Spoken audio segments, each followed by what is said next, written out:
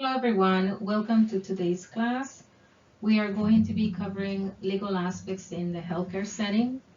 It's really important for us to understand what actions can potentially put us in specific danger of being involved in a litigation. So let's begin with our first concepts, which is ethics. Ethics is a system of principles for determining right and wrong. What do we mean by determining right and wrong? Everyone has different belief systems. Everyone has a different upbringing. What is right for someone may not be right for another person. But overall, if we use common sense and if we have good intentions towards someone, it's very likely that 99.9% of the times we're going to be in the right pathway. So these particular systems are not black and white. There are sometimes conflicts that can put us in a predicament where we are not quite sure about what decision to take. However, it does guide us for the most part in making sound decisions. Sometimes the decisions are difficult and complex. Sometimes we have things that don't always apply to the norm based on different cultural groups. And also, as I mentioned before, ethics is influenced by religion, history, and collective experiences of every individual. So not everybody has the same belief systems that will guide them to make the same decisions as another individual who isn't religious. And this is where we come in with merging ethics and the law. And why do we merge ethics and the law? That one particular case will be when ethical decisions that seem to be good for someone may not be seen in the court of law as something that is the best option, especially when we're making decisions for someone who is a minor, who doesn't have a say or opinion on their healthcare decisions or making or having a choice. So that is when the law needs to step in and protect minors, protect individuals who are unable to have a say. And so ethics does provide a general ground of principles where we can base some laws on making the best choices for most people. But there are times where the laws conflict with individual ethics. For example, the need to come up with new medications, like in certain, there was a syphilis study that was done where some of the people who participated in the group study were given the medication for syphilis, but some of the individuals were held back on getting the treatment and they ended up dying from that particular study, that particular research and the treatment of syphilis. And so that is an unethical practice. Even though you are trying to do good for most people, trying to find the cure for syphilis, you are letting other individuals die and out of the disease to see the progression of the disease. So those unethical practices are no longer allowed. Now researchers need to submit a detailed instruction of their research, their group studies, what it consists of, what placebos are allowed to be used, to what extent they can continue with that specific research. So there are some conflicts when you're trying to do good for most people and you collide with unethical practices. So laws can also have negative unintended consequences. So let me think of an example that could be, let's say that during COVID times, we had people who needed to make reporting of COVID cases. People were afraid about the outcome of that reporting, and simply the fact that they knew that facilities needed to report infectious diseases to, let's say, the healthcare department to track and trend the incidence of the infection and how far we were going with controlling it, some people didn't seek help.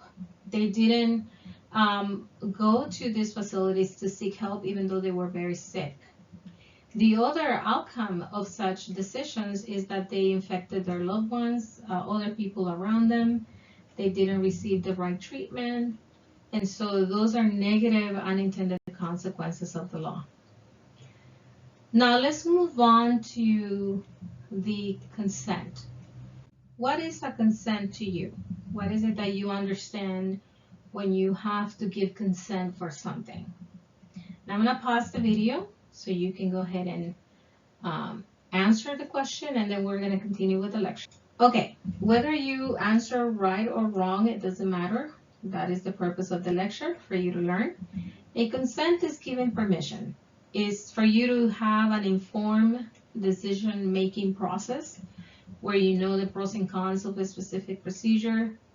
The person who is going to be doing the procedure for you or for the patient has explained all the pros and cons, the risks and benefits, and the person who is receiving those instructions or that information is fully capable of understanding in layman terms what the procedure consists of. They understand the extended, let's say, the extended recovery time, the care that they will need post-operatively, who needs to drive them home, what are the things that they need to do once they get home, when do they need to follow up, what are the risks that they can have during the surgery or with the anesthesia. All of these things need to be explained. So the person needs to be mentally competent. They also need to be adults. Or in the case of minors who have gone to the military to give service, or they have been deemed by the court that they are competent to make informed decisions on their own, even though they're minors, or minors who are parents or who have gotten married. So you don't have to be 18 years of age. You can be an emancipated minor to make informed decisions. All right, so you understand the risks and benefits. You understand the pros and cons of a procedure to give consent. There are things that can happen when you do not allow patients to make informed decisions or to give you consent before you proceed with doing your specific duties towards the patient. And one of those particular misdemeanors is called battery. Battery is a crime. It means that you touch or treated a patient without a consent. That includes taking a blood pressure, feeding a patient against their will, dressing a patient without their consent, touching them. Those are things that can be construed as battery. And this is the reason why before we enter a patient's room, we knock on the door, we introduce ourselves, we tell them who we are and what we're there for to do, and then we ask them for permission. We ask them, will you be okay if I take your blood pressure? And so if they say yes, we take their blood pressure. If they say no, we walk out of the room and we say, that's fine. Is there anything else I can do for you before I leave the room? So you don't coerce the patient, you don't threaten them. Let's say that you're upset because they deny taking the blood pressure and you need to give blood pressure medication. And you tell the patient, well, if you don't let me take your blood pressure, I am not giving you, you're not having your dinner. So if you do that, that constitutes assault. That is a crime as well. Is threatening a patient or threatening to touch or treat the patient without permission. So if a patient says no, no means no, even though we know that the specific intervention is for their own good, that it will do them good, that it will make them better. But if the patient refuses, they have the right of autonomy. We have to respect that. We don't coerce, we don't threaten, we don't try to convince them otherwise. False imprisonment. False imprisonment is a crime. That is when you hold mentally competent patients against their will, or you prevent them from doing something that they want to do. One thing could be placing a barrier that will prevent them from moving around, such as, let's say that a patient has a disability. They're in a wheelchair. They can wheel themselves up and about on their wheelchair, but if you put the lock, which is a little lower on the wheelchair, they're unable to reach it because of their disability. So if you were to place that patient against a table, so let's say that they're having lunch, and you decide, okay, I'm just gonna lock the wheelchair, and you walk away, the patient is done eating, but now they're unable to unlock the wheelchair to remove themselves from the table, and they spend hours there waiting for you. That is false imprisonment. Another example is raising all the rails on a bed, on a hospital bed. You know how the beds have rails on the sides, and you raise them all up, and the patient is unable to get up to the bathroom. That is false imprisonment. Another example is putting restraints on a patient, like tying their hands or putting a posy vest or something that will prevent them from getting up and about without the need of it. Meaning that they're not confused, they're not combative, they're not danger to themselves or others, and you decided that you needed to keep them from getting out of bed, so you tie them up to the bed. That is false imprisonment, especially if you do not have a doctor's order or a reason why this was really necessary. All right, let's move on. So there are 3 types of consents. One of them is informed consent, and I mentioned that a little bit before. This is where you know the pros and cons of a procedure, and you sign a consent, and you give a written consent. Implied consent is when you're unable to give consent, or you have a victim who is unconscious and they need help. So in that case, the patient is unable to tell you what's going on with them, and you want to help them. That is implied consent. Another way of indicating what is an implied consent is the patient makes an appointment to go to the dentist, and they keep the appointment. They show up to the clinic to get dental work done. That is implied consent. Express consent is given in writing. So express consent, you can write and say what it is. Sort of like an advanced healthcare directive. That would be an express consent. This and this I want done if I were to be like so. For this amount of time, I do not want to be in a respirator. I do not want to be artificially fed through a tube and things like that. So you give express consent. Question. If a patient schedules a root canal and shows up at the appointment time for the procedure, this is an example of which type of consent. Is it express consent, implied consent, or informed consent? Now I'll give you a second to think. All right, let's look at the answer. What did you answer? It's B, implied consent. Implied consent is given by the patient's action. They showed up to the appointment in this case. Okay. Now, moving on to reporting abuse. Abuse isn't just for children, but most of the times we're looking at vulnerable populations like children, elderly, people with disabilities, people with mental health issues. Those are vulnerable populations. So one of the roles of a healthcare provider is to protect others from harm, and the law requires that we report abuse. If we suspect abuse, even then we need to report it. We have the Federal Child Abuse Prevention and Treatment Act to protect children who are potentially being abused, or we know for sure that they are being abused. There are state laws that have reporting system also for elder abuse. Now, I will have this PowerPoint also posted on Canvas. You can get the links for the different agencies and the forms. The law requires for us to also report any suspected abuse of elderlies. Okay? Patient confidentiality doesn't apply for these cases. So we do not have to be concerned about not giving the patient's name and their whole information, their date of birth, and what we witness. It's totally confidential. Your supervisor, your manager cannot fire you because you made a report, okay? So patient confidentiality in this case when you're reporting does not apply.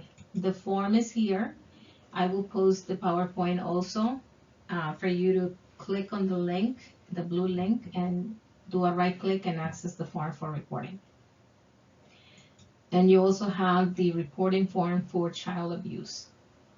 All right, there are time frames for reporting. Reporting time frames are 36 hours for a written report. And in healthcare facilities, you have 24 hours time frame. What happens if you decide, okay, I'm too scared, you know, they're gonna fire me, I'm not gonna report it? You can be held liable up to $1,000 a fee plus 6 months in jail. And depending on the gravity of the problem, you can end up for a lengthier time in jail, including a fine for not reporting. There are other laws that apply to your work environment. In the healthcare settings, employers have a responsibility to protect the employees from getting injured. They need to have safety measures. And one of those particular laws that protect employees, especially healthcare providers, it's the Occupational Safety and Health Act, which is OSHA. And OSHA requires that employers have the equipment necessary for healthcare employees to be safe while providing services, such as masks, gloves, sinks to wash their hands, isolation rooms, specific filtering masks that are professionally fitted. Those are things that are done in the healthcare setting. There is also another type of law that also protects not just the employee, but also the patients, and it's called the Controlled Substance Act. This helps prevent the abuse of addictive drugs by healthcare providers, and they provide guidelines for prescribing and handling drugs. For example, amphetamines, you have to show your ID if you need to get like Sudafed, the prescribed form. They'll take your ID, they'll record your information that you got this prescription. So in case you come back to the doctor and you want more, they will kind of track and see why you're getting this medication so frequently. Or pain medicines that are the strong pain medicines like morphine, Norco, codeine, all those drugs, those are very controlled. They are very monitored. So if, let's say that a healthcare provider needs to give you that pain medicine, another person has to witness, they have to count how many pills were in the drawer before you took that one, and the count has to be accurate. And at the end of the day, they have to do the counting of the narcotics, make sure that everything checks out, like whatever amount they started with, whatever was given, and whatever was supposed to be left. So those are a few measures that are established in the healthcare settings. Confidentiality is another one of those laws that forces healthcare providers not to make their patients part of a dinner topic, and that is to preserve confidence and respect the privacy of the patients. Not just the privacy of the patient, but it also involves protecting that health information from hackers and from somebody who isn't supposed to be accessing such information like the public. In the past, it was common that sometimes doctors will give information about a celebrity who was admitted in a hospital, and they will disclose, sometimes information that was, private. And nowadays that's penalized. So patients' information cannot be released without the written consent to third parties. Um, Even when you have somebody who's in the hospital, admitted in the hospital, and you get phone calls from family members, now we have protocols. We have to have a designated spokesperson for the family or a power of attorney designee. Only those individuals are supposed to be getting information about the progression of the patient's status. And so this is a way of maintaining that confidentiality. Sometimes is very frustrating for family members because um, let's say that you get a brother or a sister admitted in the mental health setting and you're calling in to find out about them, and they will not give you any information about your loved one. And so some healthcare providers take it to the extreme where they won't even tell you that they are admitted there.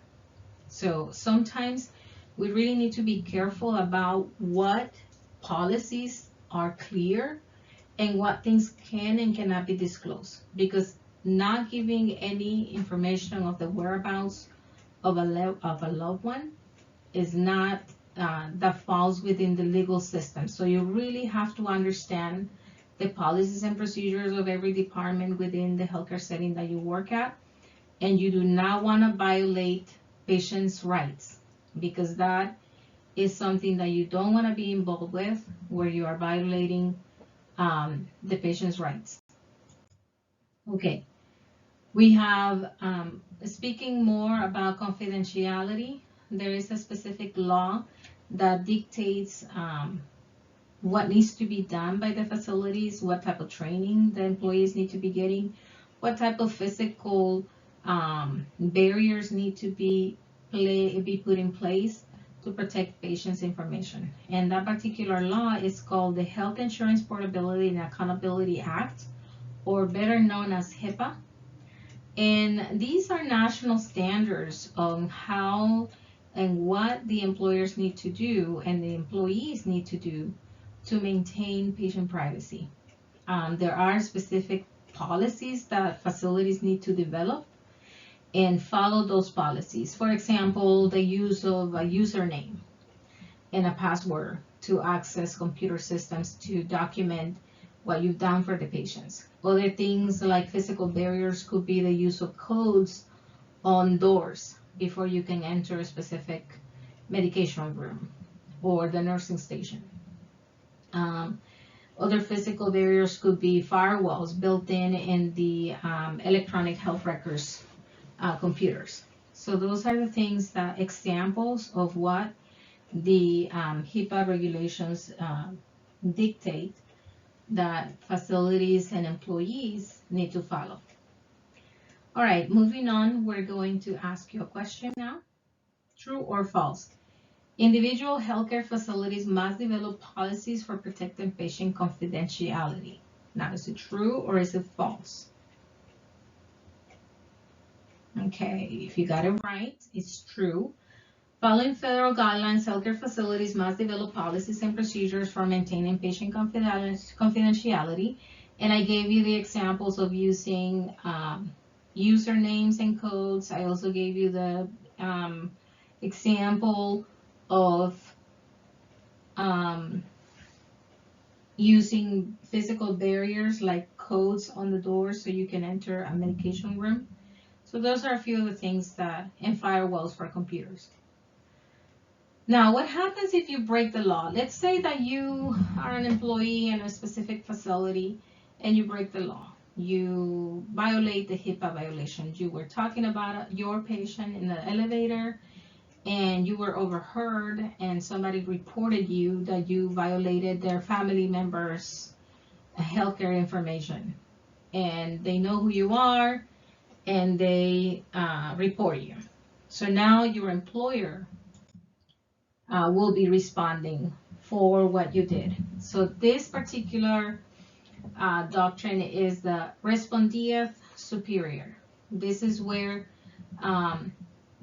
this doctrine holds the employer responsible for the actions of the employee. However, you're not exempted from being reprimanded, from being fired.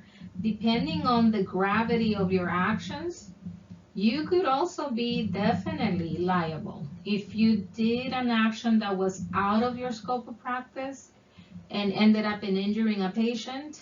If you have done gross negligence where you completely disregarded safety, you could be responsible in the court of law. And so, even though we do have this respondeat superior legal doctrine, it does not exempt healthcare employees, because healthcare employees have their own license or their own certifications. They have, they are supposed to have a liability insurance purchase. So if you are a in-home health services provider, or you are a CNA, a phlebotomist, or an EKG, or some type of surgical tech, medical assistant, nurse, doctor, respiratory therapist, you all need to have a liability insurance that is specific for your field of practice. So a CNA will not be purchasing a registered nurse liability insurance. You will buy a CNA liability insurance, and a CNA will not be using a phlebotomist liability insurance. The phlebotomist needs to have a phlebotomist liability insurance. So I think I make this clear. The liability insurance has to be specific for your field of practice, your specific specialty. And this is because you never know when you are going to be involved in a legal lawsuit. You never know. So every single healthcare provider should be cautious and be proactive and purchase your liability insurance. It expires every single year. So every single year you need to, once the date is about to come to an end, you need to renew your liability insurance. They'll ask you a questionnaire. Have you been accused or involved of any legal action? And you need to respond to that little survey before they can renew your liability insurance. Of course, the purpose of having liability is for the court not to go after your home and your car and whatever else you own, and to help you cover the cost. So why is it that you would be held responsible sometimes? Well, every single person who joins the healthcare field has an obligation to not harm patients, right? You are joining a very novel career, right? A novel field.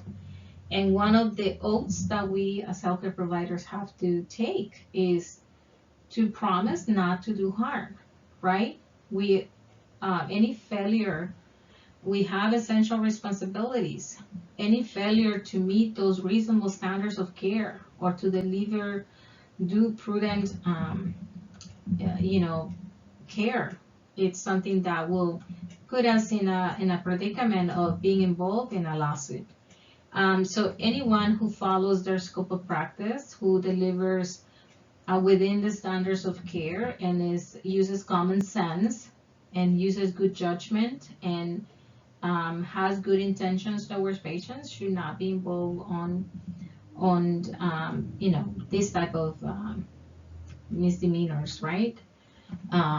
It is when you are negligent, when you decide that you are going to mistreat a patient, you are going to negate a service, that is when you find yourself involved with the law. Another terminology that comes into place is medical malpractice, right? Medical malpractice is sometimes could be gross medical negligence. So professional negligence does result in lawsuits against the healthcare provider and also the facility. So the superior respondeat may not always work only where only the employer responds, but also the employee. So if somebody does major negligence, in this case they do harm, they will be liable. All right, and before we end, I'm going to talk about questions that you may have in terms of what happens if I have good intentions to help someone and I see somebody that needs my help, but I'm afraid that I don't want to be involved in a lawsuit. I don't want to be blamed for something that could have gone wrong. Well, we have a law to protect you. It's called the Good Samaritan Law. The Good Samaritan Law protects individuals that have good intentions to assist someone in emergency situations, as long as you do the right thing. So if you are someone who's going above your scope of practice, let's say that you're not a surgeon and you begin to do surgery, that you saw that if you do a specific technique that it will help the patient. Well, if you never practiced that before, if you were never trained before to do that, if you don't have a license to practice that, you will not be protected by the Good Samaritan Law. All right, so this is the end of our PowerPoint presentation. Make sure that you are responding to the questions to see if you retain the information. And if you have any questions, make sure that you email me. I will be responding to your emails to answer your questions. Have a great rest of your day. Goodbye.